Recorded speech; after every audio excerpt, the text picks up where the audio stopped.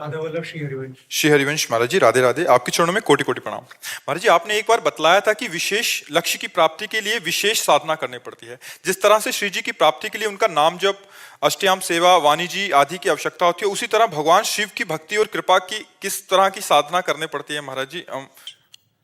सबसे पहली साधना है, किसी भी भगवान को प्रसन्न करना हो तो अपने को उनके हवाले कर दो। इसे शरणागति कहते हैं।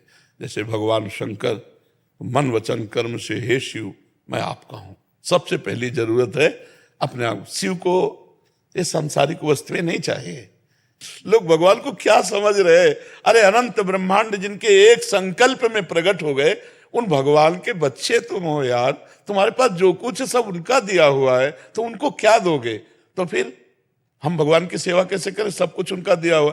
जैसे एक पिता अपने 4 पुत्रों को सेव लाया और एक एक दे दिया। अब उनमें से एक बालक दौड़ के आया और अपने पिता के मुख में पवाने लगा। पिता ही लाया है, बालक को पाने के लिए दिया है, लेकिन उसने पहले नहीं पाया अपने पिता क्या करेगा? गोद में उठा लेगा और दुलार करके उससे सेव लेगा और अपने हाथ से उसको पवाएगा। यही तो मेरे भगवान करते हैं। जब कोई भक्त भोग लगाता है तो थाल वापस आती है, लेकिन वो बहुत बड़ी सेवा बन गई। तो दियम वस्तु गोविंदम तुभ्यमेव समर्पये। आपकी दी हुई वस्तु आपको समर्पित है। तो सबसे पहले भगवान को प्रसन्न करने के लिए अपना सब कुछ दे, लेकिन धोखेबाजी से नहीं।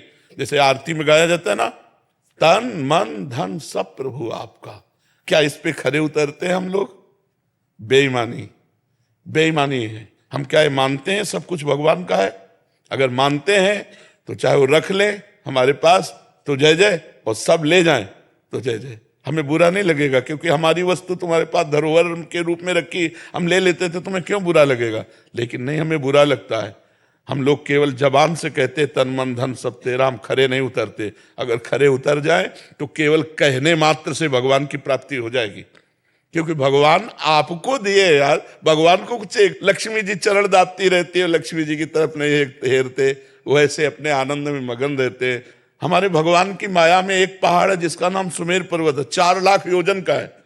4 लाख योजन, 1 योजन माने 4 कोस, 1 कोस माने 3 किलोमीटर। 4 लाख योजन का सोने का पहाड़। उनको तुम किलो 2 किलो का मुकुट चढ़ा दिए तो कोई बहुत बड़ी बात कर दी है। जिनके एक संकल्प से अनंत ब्रह्मांड सृजित हुए, उनके हम हो जाएं, यही सबसे बड़ी आराधना। और भगवान शिव तो यार बहुत मस्त भगवान है।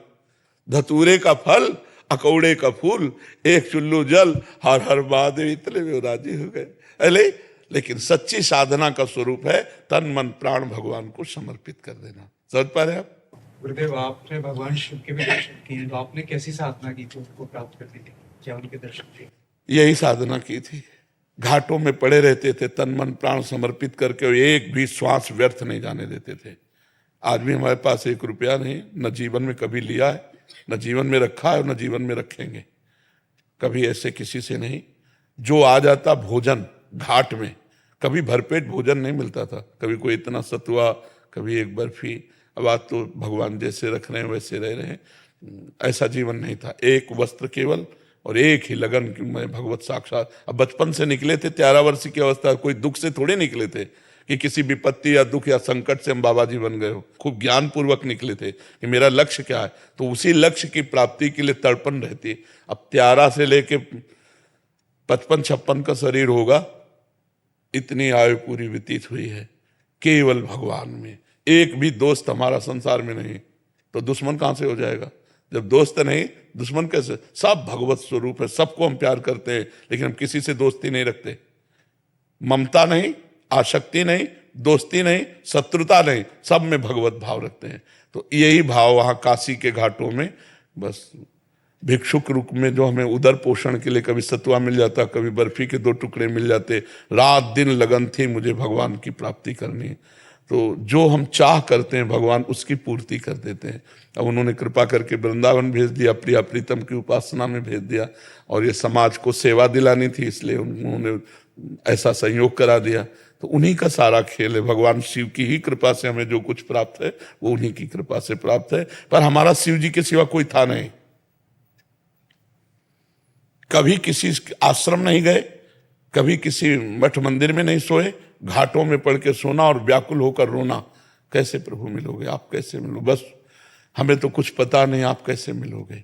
तो वो जब कोई दैन्य होकर के भगवान के लिए निर्जन स्थान पर सेवन करते हुए रोता है तो ये पुकार भगवान को जाती, भाव बिन सुनी पुकारे मैं कभी सुनता नहीं, और भाव पूरित टेर ही करती मुझे लाचार है। भगवान भाव से बस में हो जाते। ये वस्तु ये सब पदार्थ नहीं, केवल भाव चाहिए उनको। तुम भाव से उनको पुकारो, जरूर दर्शन देंगे। लेकिन कौन दर्शन चाहता है? ये सही में नहीं दर्शन चाहता। दर्शन चाहने की जब बात आती है ना बच्चा, तो जैसे कोई दिल को मसला करे, शायद इसको ही इश्क कहते हो। हर समय एक विशेष तड़पन, हर समय एक विशेष आहत, जैसे कोई आदमी होना, केवल एक ही बात, कब प्रभु मिलेंगे, कब मिलेंगे, कब मिलेंगे।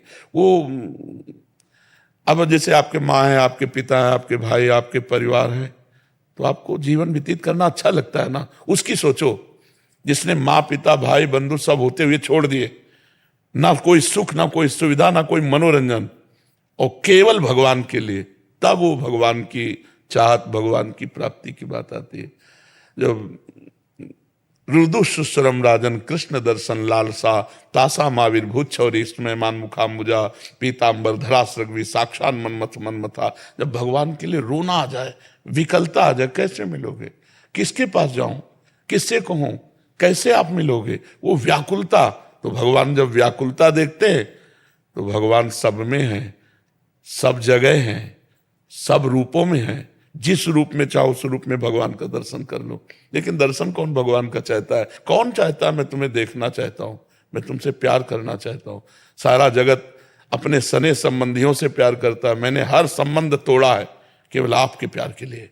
अब मुझे आपसे आंख लड़ानी दूसरे से नहीं, ऐसा कौन है?